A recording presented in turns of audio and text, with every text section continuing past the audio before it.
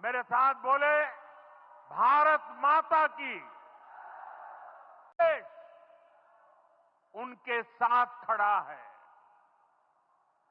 जिन परिवारजनों का अभी इलाज चल रहा है, वे जल्द स्वस्थ हो, इसके लिए भी सरकार हर प्रयास कर रही है। साथियों, इस आतंकी हमले में किसी ने अपना बेटा खोया, किसी ने अपना भाई खोया, किसी ने अपना जीवन साथी खोया है। उनमें से कोई बांग्ला बोलता था, कोई कन्नड़ा बोलता था, कोई मराठी था, कोई ओडिया था, कोई गुजराती था, कोई यहां बिहार का लाल था। आज उन सभी की मृत्यु पर करगिल से कन्याकुमारी तक हमारा दुख एक जैसा है, हमारा आक्रोश एक जैसा है। ये हमला सिर्फ निहत्थे पर्यटकों पर नहीं हुआ है, देश के दुश्मनों ने भारत की आत्मा पर हमला करने का दुस्साहस किया है।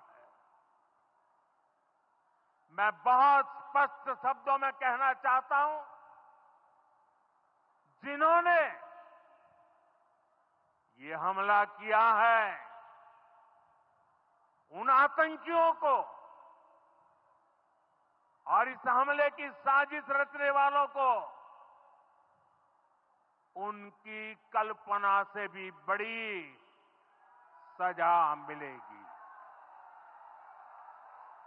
सजा मिलकर के रहेगी।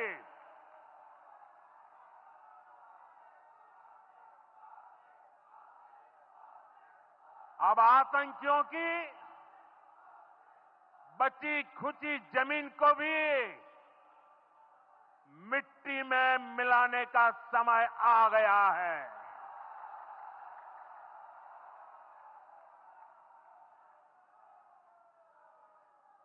एक सौ चालीस करोड़ भारतीयों की इच्छा शक्ति अब आतंकी आकाओं की कमर तोड़ कर रहेगी।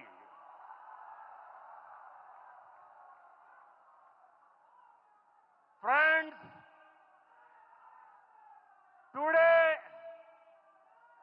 from the soil of Bihar, I say to the whole world,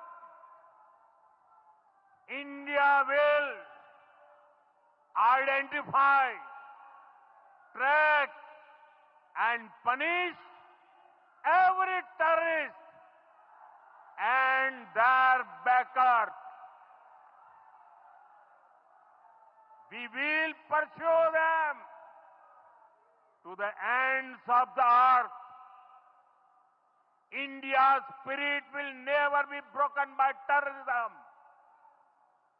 Terrorism will not go unpunished.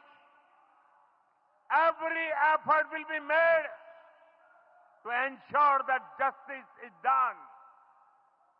The entire nation is firm in this resolve.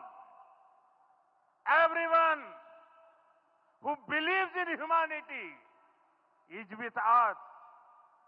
I thank the people of various countries and their leaders who have stood with us in these times. साथियों, शांति और सुरक्षा ये तेज विकास की सबसे जरूरी शर्त है। विकसित भारत के लिए